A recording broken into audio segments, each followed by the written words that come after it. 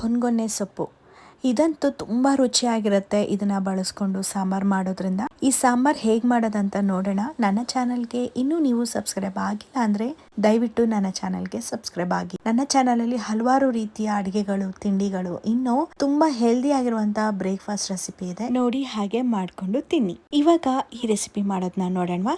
ನಮಸ್ಕಾರ, ನಾನು Shweta. Welcome back to another healthy recipe. ಹೊನ್ಗೊನೆ ಸೊಪ್ಪು ಮಾರ್ಕೆಟಲ್ಲಿ ಸಿಗತ್ತೆ. ಈ ರೀತಿಯಾಗಿ ಇರುತ್ತೆ, ಚಿಕ್ಕ ಚಿಕ್ಕ ಎಲೆಗಳಿರುತ್ತೆ. ಬೇಕಂದ್ರೆ ಆ ಎಲೆಗಳನ್ನ ಮಾತ್ರ ಬಿಡಿಸಿ ನೀವು ಸಾಂಬಾರ್ನ ಮಾಡ್ಬೋದು, ಅಥವಾ ಕಡ್ಡಿಗಳೆಲ್ಲ ಹಸಿಯಾಗಿದ್ದು ಅಥವಾ ಎಳೆಯದಾಗಿದ್ರೆ ಅದನ್ನು ಕೂಡ ಬಳಸ್ಕೋಬಹುದು. ಇವಾಗ ಸೋಸ್ಕೊಂಡು ತೊಳ್ಕೊಂಡು ರೆಡಿಯಾಗಿ ಇಟ್ಕೊಂಡಿದೀನಿ. ಇನ್ನು ಸಾಂಬಾರ್ ಮಾಡೋದಕ್ಕೆ ಏನೆಲ್ಲ ಬೇಕು ಅದನ್ನು ಕೂಡ ಹೆಚ್ಚಿಟ್ಕೊಂಡಿದೀನಿ. ಕುಕ್ಕರ್ ಅಲ್ಲಿ ಅಥವಾ ಈ ರೀತಿ ಓಪನ್ ಪಾಟ್ ಅಲ್ಲಾದ್ರೂ ಬೇಯಿಸ್ಕೊಳ್ಳಿ.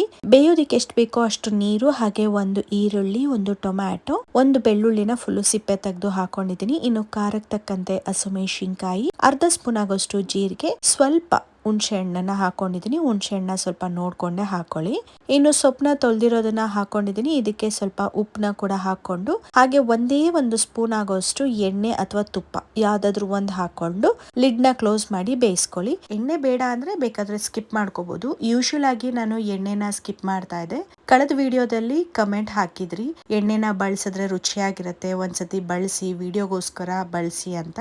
ಆ ಕಾರಣಕ್ಕೆ ಎಣ್ಣೆನ ಹಾಕಿದೀನಿ. ಇನ್ನು ಈ ಸಾಂಬಾರ್ಗೆ ನಾನು ಒಗ್ಗರಣೆನೂ ಕೂಡ ಹಾಕೊಂಡಿದೀನಿ. ಬೇಳೆನ ಹಾಕಿಲ್ದೆ ಇರೋ ಕಾರಣಕ್ಕೆ ಸೊಪ್ಪು ಹಾಕಿರೋದ್ರಿಂದ ಬೇಗನೆ ಬೆಂದು ಬಿಡತ್ತೆ. ಇವಾಗ ಸೊಪ್ಪು ಕೂಡ ಚೆನ್ನಾಗಿ ಬೆಂದಿದೆ. ಸ್ಟವ್ನ ಆಫ್ ಮಾಡ್ಕೊಂಡು ಇನ್ನ ಸಾಂಬಾರ್ ಮಾಡುವಂತ ಪಾತ್ರೆಗೆನೆ ಈ ಬೇಯಿಸಿಟ್ಟಿರೋ ಸೊಪ್ಪನ್ನ ಸೋಸ್ಕೋತಾ ಇದೀವಿ. ನೀರು ಮತ್ತೆ ಸೊಪ್ಪನ್ನ ಡಿವೈಡ್ ಮಾಡ್ಕೋಬೇಕು. ನೀರ್ನೆಲ್ಲ ಸೋಸ್ಕೊಂಡ್ ಬಿಟ್ರೆ ನಮ್ಗೆ ರುಬ್ಬೋದಕ್ಕೂ ಕೂಡ ಈಸಿ ಆಗತ್ತೆ. ಇನ್ನು ಸ್ವಲ್ಪ ತಣ್ಣಗಾದ್ರೆ ರುಬ್ಬೋದಕ್ಕೆ ಈಸಿ ಆಗತ್ತೆ. ಆ ಕಾರಣಕ್ಕೋಸ್ಕರ ಇನ್ನು 2 ಸ್ಪೂನ್ ಆಗೋಷ್ಟು ತೆಂಗಿನ ತುರಿನ ಮಿಕ್ಸಿ ಜಾರಿಗೆ ಹಾಕೊಳ್ಳಿ. ನಂತರ ನಾವು ಬೇಯಿಸಿಟ್ಕೊಂಡಿದ್ವಿ ನೋಡಿ, ಈರುಳ್ಳಿ, ಬೆಳ್ಳುಳ್ಳಿ, ಹಸಿಮೆಣಸಿನಕಾಯಿ, ಟೊಮ್ಯಾಟೊ, ಇದನ್ನ ಎಲ್ಲದನ್ನು ಹಾಕಿ ನುಣ್ಣದಾಗಿ ರುಬ್ಬೇಕು. ತರಿಯಾಗಲ್ಲ, ನುಣ್ಣದಾಗಿ ರುಬ್ಕೋಬೇಕು. ನಾನು 2 ಟೈಮ್ ಮಿಕ್ಸಿಗೆ ಹಾಕೊಂಡಿದೀನಿ. ಅದನ್ನ ಇವಾಗ ರುಬ್ಬಿರೋದನ್ನ ಸೊಪ್ಪು ಬೇಯಿಸಿ ಇಟ್ಕೊಂಡಿರೋ ನೀರಿಗೆನೆ ಈ ಮಸಾಲಾನ ಹಾಕೊಂಡು ಗಂಟಿಲ್ದ ಹಾಗೆ ನಾವು ಮಿಕ್ಸ್ ಮಾಡ್ಕೋಬೇಕು. ನಂತರ ಮಿಕ್ಸಿ ಜಾರಿಗೆ ಸ್ವಲ್ಪ ನೀರ್ನು ಕೂಡ ಹಾಕೊಂಡು ಅದರಲ್ಲಿ ಎಕ್ಸ್ಟ್ರಾ ಮಸಾಲ ಏನಿರುತ್ತೆ ಅದನ್ನು ಕೂಡ ಹಾಕೊಳ್ಬೇಕಾಗತ್ತೆ. ಇವಾಗ ಗಂಟಿಲ್ದ ಹಾಗೆ ನೀಟಾಗಿ ಮಿಕ್ಸ್ ಮಾಡ್ಕೊಂಡು ಇದನ್ನ ಚೆನ್ನಾಗಿ ಕಾಯಿಸ್ಕೋಬೇಕು. ಇವಾಗ ಕಾಯಿಸ್ಕೊಂಡು ಮಳ್ಳಿಸ್ಬೇಕು ಚೆನ್ನಾಗಿ. ಹಸಿ ಸ್ಮೆಲ್ ಎಲ್ಲ ಹೋಗುತ್ತೆ.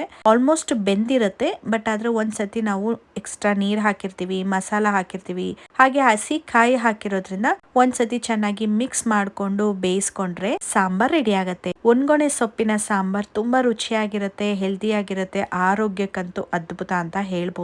ಊರಲ್ಲಿ ಎಲ್ಲಾ ಕಡೆ ಬೆಳೆಯುತ್ತೆ, ಈಸಿಯಾಗಿ ಸಿಗತ್ತೆ. ಇನ್ನು ಇದಕ್ಕೆ ಒಗ್ಗರಣೆನ ಹಾಕೊಂಡಿದೀನಿ. ನಮ್ಮ ಸಬ್ಸ್ಕ್ರೈಬರ್ ಆಕ್ಚುಲಿ ಹೇಳಿದ್ರು ಒಗ್ಗರಣೆನ ಹಾಕಿ ವಿಡಿಯೋ ಮಾಡ್ಬೇಕಾದ್ರಾದ್ರೂ ಅಟ್ಲೀಸ್ಟ್ ಹಾಕಿ ಅಂತ. ಆ ಕಾರಣಕ್ಕೆ ಒಗ್ಗರಣೆನ ಹಾಕಿದೀನಿ. ನಿಮ್ಮ ಒಂದು ಕಮೆಂಟ್ ಗೆ ನಾನಿವತ್ತು ರಿಪ್ಲೈನ ಕೊಡ್ತಾ ಇದ್ದೀನಿ. ಈ ವಿಡಿಯೋ ಇಷ್ಟ ಆಯ್ತಂದ್ರೆ ಪ್ಲೀಸ್ ಒಂದು ಲೈಕ್ ನ ಕೊಡಿ, ನಿಮ್ಮ ಫ್ರೆಂಡ್ಸ್ ಅಂಡ್ ಫ್ಯಾಮಿಲಿಗೆ ಶೇರ್ ಮಾಡಿ. ಈ ರೀತಿಯಾಗಿ ಸಾಂಬಾರ್ ಮಾಡಿ ಹೇಗ್ ಬಂದಿದೆ ರುಚಿ ಅಂತ ಕಮೆಂಟ್ ಬಾಕ್ಸ್ ಅಲ್ಲಿ ನನಗೆ ತಿಳಿಸಿ, ಆಯ್ತಾ? ನೆಕ್ಸ್ಟ್ ವಿಡಿಯೋದಲ್ಲಿ ಡಿಫ್ರೆಂಟ್ ಆದ ರೆಸಿಪಿ, ಹೆಲ್ದಿ ಆಗಿರುವಂತಹ ರೆಸಿಪಿ ಜೊತೆಗೆ ಸಿಗ್ತೀನಿ. ಅಲ್ಲಿವರೆಗೂ ಟೇಕ್ ಕೇರ್, ಬಾಯ್.